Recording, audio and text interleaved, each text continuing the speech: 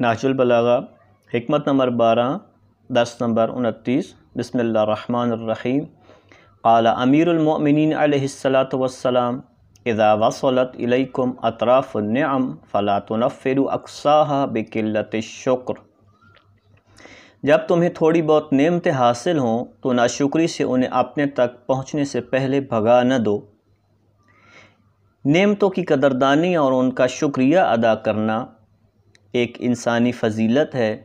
اور اوقلائے عالم محسن کے احسان کو یاد رکھنے اور اس کا شکریہ ادا کرنے پر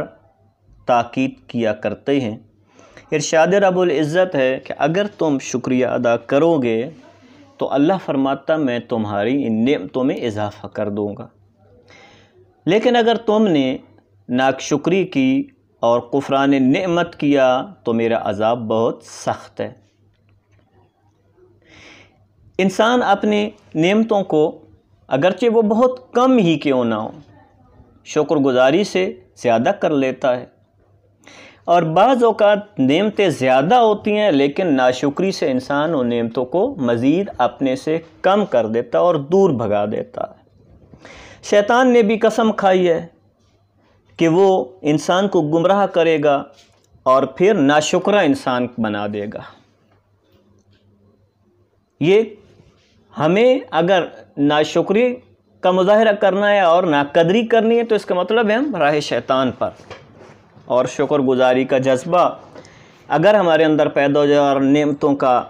شکریہ ادا کریں اور اس کی قدر کریں تو اس کا مطلب ہے ہم راہ خدا پر ہیں۔ شکریہ اور نعمتوں کی قدردانی کرنا دو طرح سے ممکن ہوتی ہے،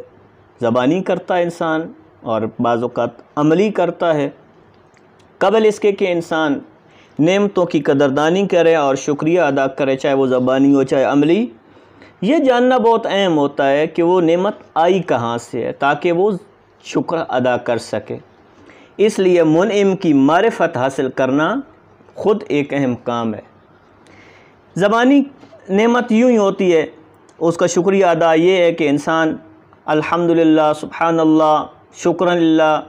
ساتھ ساتھ ان نعمتوں کا دوستوں کے سامنے، بھائیوں کے سامنے اس کا اظہار کرتا ہے کہ اللہ نے مجھے یہ نعمت دی ہے، مجھے یہ نعمت دی ہے۔ زبانی شکر ہے یہ بھی،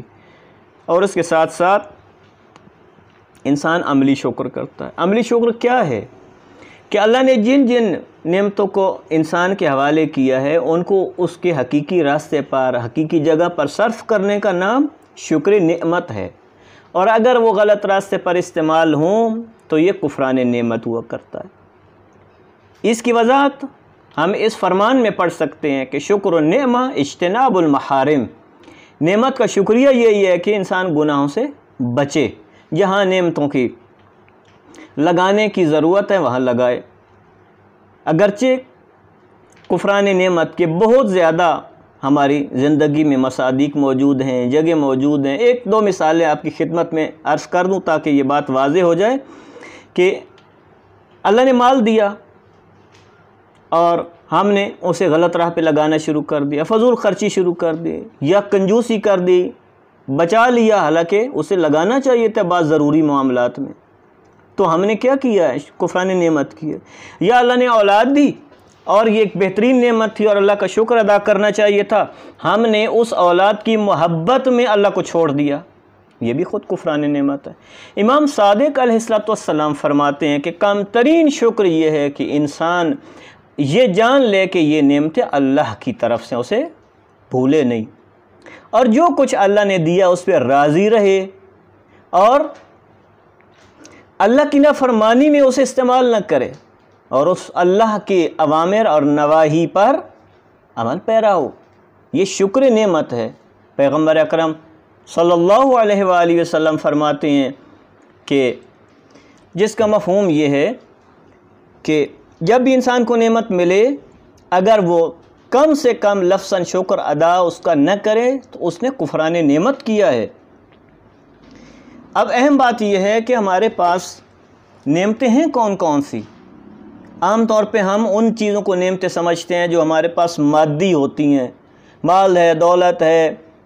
جائیداد ہے، اولاد ہے، اس طرح کی عزت ہے معاشرے میں، یہ ہم تو نعمتیں سمجھتے ہیں۔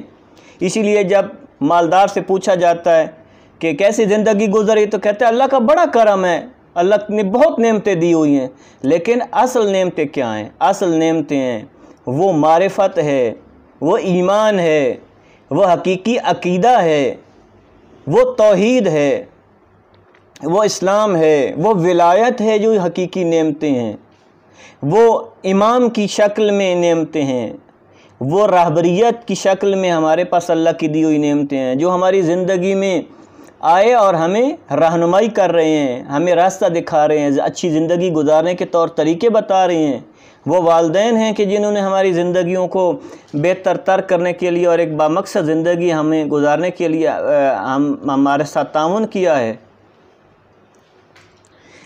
یہ معنوی اور روحانی نعمتیں ہیں کہ جن کا شکر ادا کرنا ہے۔ ہمارے دوست ہیں جنہوں نے ہمارے ساتھ نیکیاں کی ہیں، ہم پہ احسانات کیے ہیں، ہمیں ان کا شکریہ ادا کرنا ہے۔ امام زین العابدین علیہ السلام کی دعا میں ہم پڑھتے ہیں کہ قیامت کے دن اللہ تعالیٰ بندوں کو کہے گا کہ اے شخص، کیا تو نے یہ اس بندے کا شکریہ ادا کیا؟ تو وہ بندہ کہے گا یا اللہ، میں نے تو تیرا شکر انجام دیا ہے، تیری نعمتوں پر شکر بجا لایا ہوں۔ تو اللہ فرمائے گا کہ اس لیے تو نے اس بندے کا شکریہ ادا نہیں کیا، تم نے میرا بھی شکریہ ادا نہیں کیا۔ چونکہ جو انسان بندوں کی طرف سے جو ہم پہ احسانات ہوتے ہیں اور جو ان لوگوں کے توسط سے ہم پر اللہ نعمتیں بھیج رہا ہوتا ہے، اگر ہم ان کا شکریہ ادا نہیں کریں گے تو در حقیقت اپنے اللہ کا شکریہ ادا نہیں کیا۔ رسول اللہ صلی اللہ علیہ وسلم فرماتے ہیں کہ جو شخص لوگوں کا شکریہ ادا نہیں کرتا، جو لوگوں کی احسانات کی قدردانی نہیں کرتا، وہ خدا کی قدردانی بھی نہیں کرتا، وہ خدا کا شکر ادا نہیں کرتا۔ اور سب سے پہلے جن چیزوں کا شکر ادا کرنا چاہیے، امام رضا علیہ السلام ایک مقام پہ فرماتے ہیں کہ جن افراد نے اپنے والدین کا شکریہ ادا نہیں کیا، اپنے والدین کی قدردانی نہیں کی، جو انہوں نے محنت کوشش کر کے اپنی مشکلات برداشت کر کے ہمیں پالا، تو در حقیقت اس نے اللہ کا شکریہ ادا نہیں کیا۔ اس لیے دوستو، اللہ تعالیٰ نے جو بھی انسان کو نعمت دی ہے، چاہے وہ تھوڑی ہو چاہے زیادہ، بس یہ ذہن میں رکھیں کہ اگر میں آج پیدل چل رہا ہوں تو کتنے لوگ ایسے ہیں کہ جو چارپائی پر ہیں، اگر میں سائیکل پر ہوں تو یہ سوچنا چاہیے کہ پروردگارہ تیرا لطف ہے، تیرا کرم ہے کہ تو نے کم از کم یہ سواری دی ہے۔ کتنے لوگ ہیں جو پیدل چل رہے ہیں اور ان کے پاس نہیں ہے، میں موٹر سائیکل پر گاڑی پر ہوں، خدایا تیرا شکر ہے۔ کتنے لوگ ایسے ہیں کہ جن کے پاس یہ سہولت بھی میسر نہیں ہے، خدا کا شکر ادا کرنا چاہیے۔ ایک شکر کی جس کی طرف عام طور پہ ہماری توجہ کم جاتی ہے، اور میں چاہتا ہوں کہ وہ بھی بات سمجھ آئے، اور اس کے لیے ایک تاریخ اسلام کی بہت خوبصورت مثال موجود ہے، وہ آپ کی خدمت میں عرض کرتا ہوں کہ ایک بوڑھا شخص جو ہے نابینا تھا اور مسیح تھا، امیر المومنین علیہ السلام کی حکومت میں امام کے پاس آیا اور کہا کہ میں مدد کے لیے آیا ہوں، اور حاضرین نے کہا یا امیر المومنین، یہ تو مسیح ہے، اس کی ہم کیوں مدد کریں؟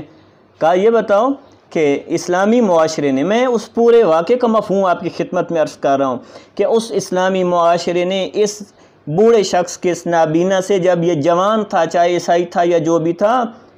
تو جب یہ جوان تھا تو اس کی صلاحیتوں سے اگر اسلامی معاشرے نے فائدہ اٹھایا ہے اور اس کی احسانات ہیں اسلامی معاشرے پر، تو آج یہ بوڑھا اور نابینا ہو گیا ہے اور کام نہیں کر سکتا، تو آج اسلامی معاشرے کی ذمہ داری بنتی ہے کہ وہ اس کی ضروریات بیت المال سے پوری کریں اور اس کے حق کو ادا کریں، اس کی قدردانی کریں۔ کس بات کی؟ کہ کیونکہ اس نے جوانی میں آپ کو اپنی صلاحیتیں دی ہیں، آج اسے تمہاری صلاحیتوں کی ضرورت ہے، تمہاری مدد کی ضرورت ہے، تو یہ دینا چاہیے۔ اور اس کے ساتھ ساتھ آپ دیکھیں کہ پیغمبر اکرم صلی اللہ علیہ وآلہ وسلم بدر کے جب معرکہ ہوا، رات پوری گریہ فرماتے رہے اور نماز شب پڑھی اور عبادت و مناجات میں رہے، تو کسی شخص نے کہا کہ آپ کو کہ تو اللہ نے گناہ بخش دیے ہیں، تو پھر آپ سب اگلے پچھلے سارے گناہ اللہ نے بخشے ہوئے، تو پھر آپ اس قدر کیوں گریہ زاری فرماتے ہیں؟ تو پاک پیغمبر فرماتے ہیں افلا اکون عبدن شکورا، کہ میں کیا ایک شکر گزار بندہ نہ بنوں؟ تو خود شکر گزار بندہ بننا